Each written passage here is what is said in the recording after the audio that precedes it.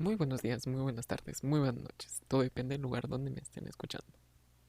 Hoy estamos otra vez hablando un poquito de lo que es la ruta cualitativa. Solo que ahora vamos a entrar a lo que es una etapa final. Comencemos. Vamos a empezar de esta forma. Vamos a empezar con lo que es el muestreo. Dice, el muestreo está normalmente orientado por uno o varios propósitos. Las primeras acciones para elegir la muestra ocurren desde el planteamiento mismo y cuando se selecciona el contexto.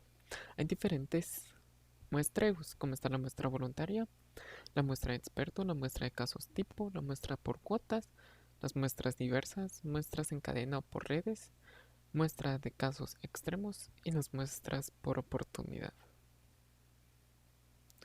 También tenemos un poquito de lo que es la recolección de datos. Dicen, esto ocurre en los ambientes naturales y cotidianos de los participantes o unidades de muestreo. En el caso de personas en su vida, en su vida cotidiana, como por ejemplo el cómo hablan, en qué creen, qué sienten, cómo piensan, cómo interactúan, entre otros. Es muy importante que la recolección de datos no es igual a lo que es la ruta cuantitativa. En la ruta cualitativa nos vamos a enfocar mucho en las cualidades de las personas o también depende de lo que estemos investigando. El papel del investigador en la recolección de datos. En la indagación cualitativa, los investigadores deben establecer formas inclusivas para descubrir las visiones múltiples de los participantes y adoptar papeles más personales e interactivos con ellos.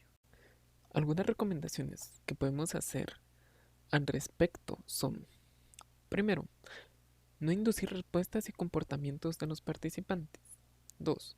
Lograr que los participantes narren sus experiencias y puntos de vista sin enjuiciarlos ni criticarlos. 3. Tener varias fuentes de datos, personas distintas mediante métodos diferentes. Cabe recalcar que cada cultura, grupo o individuo representa una realidad única. Por ejemplo, los hombres y las mujeres experimentan el mundo de manera distinta. Los jóvenes urbanos y los campesinos construyen realidades diferentes, entre otros. No hablar de miedos o angustias ni preocupar a los participantes. Tampoco tratar de darles terapia, pues no es el papel del investigador. 6. Rechazar de manera prudente a quienes tengan comportamientos machistas o impropios con el investigador o con los colegas. Y también cabe recalcar que no hay que ceder a ningún chantaje. Estas son algunas papeles muy importantes del investigador a la hora de recolectar los datos. Hay muchas más, pero siempre hay que tener cuidado en todo. Vamos con lo que son las entrevistas. Las entrevistas dicen, lo que diferencia la entrevista cualitativa a la cuantitativa es que la entrevista cualitativa es más íntima, es más flexible y abierta. Hay diferentes tipos de preguntas para la entrevista. Por ejemplo, esta de opinión, que puede ser preguntas abiertas, como por ejemplo, ¿considera usted que haya corrupción en el actual gobierno de Alejandro Yamatei? Desde su punto de vista, ¿cuál cree que es el problema en este caso? ¿Qué piensa de esto? En las, de- en las preguntas de expresión involucran los sentimientos, como cómo se siente respecto al alcoholismo de un amigo, cómo describiría la experiencia sobre. También están los de conocimiento, como por ejemplo son, ¿cuáles son los candidatos a ocupar la alcaldía dentro de 3 años?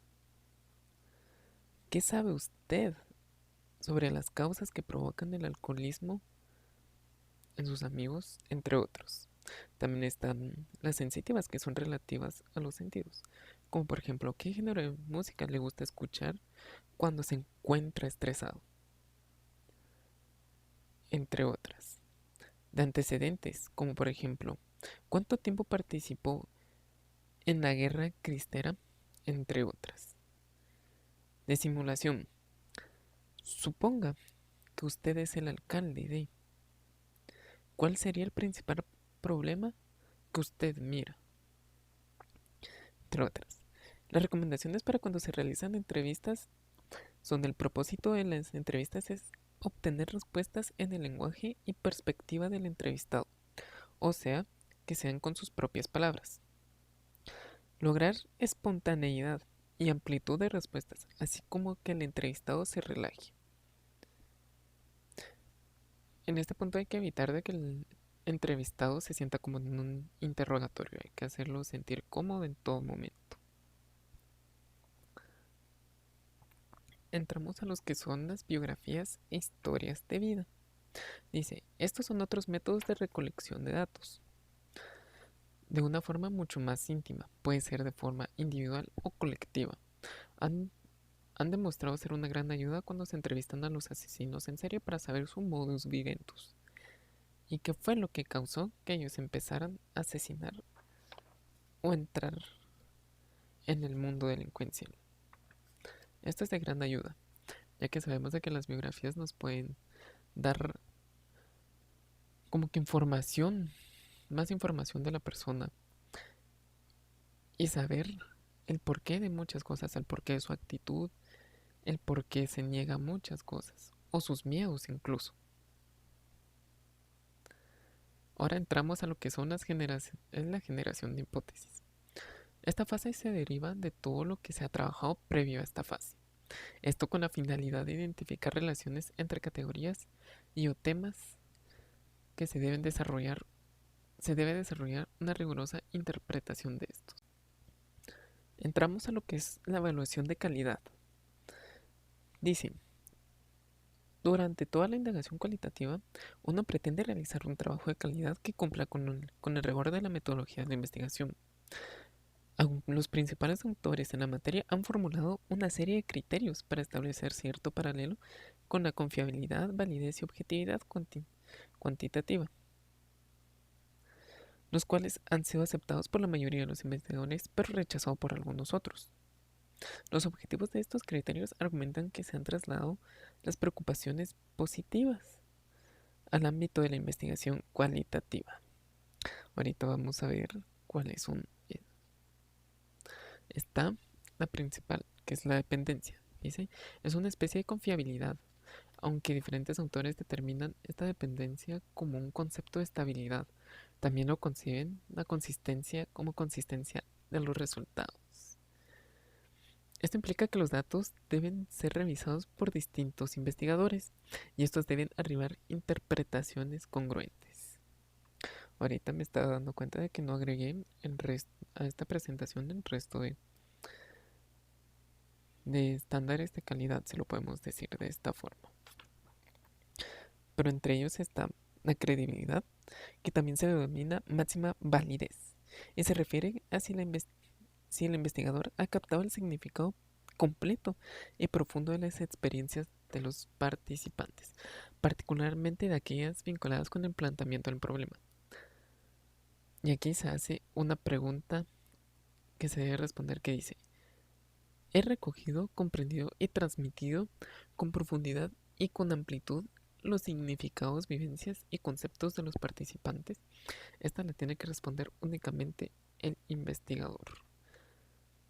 También la credibilidad tiene que ver con una capacidad para comunicar el lenguaje, pensamientos, emociones y puntos de vista de los participantes.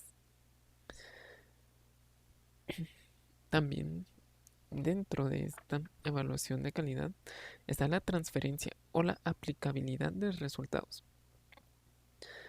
En este criterio no se refiere a generalizar los resultados a una población más amplia, ya que esta no es una finalidad de un estudio cualitativo, sino que parte de ellos o su esencia pueden aplicarse en otros contextos. También la denominada traslado. Y por último, está la confirmación o confirmabilidad. Este criterio está vinculado a la credibilidad y se refiere a demostrar que has minimizado los sesgos y tendencias del investigador. Implica rastrear los datos en sus fuentes y explicitar la lógica que se utiliza para interpretarlos. También hay otros criterios como está la fundamentación, la aproximación, la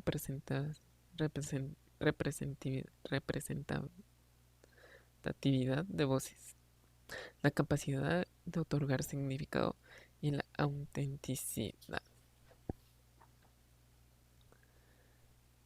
Espero que les haya servido este video. Agradezco que se hayan quedado hasta el final. Nos vemos hasta la próxima. Bye.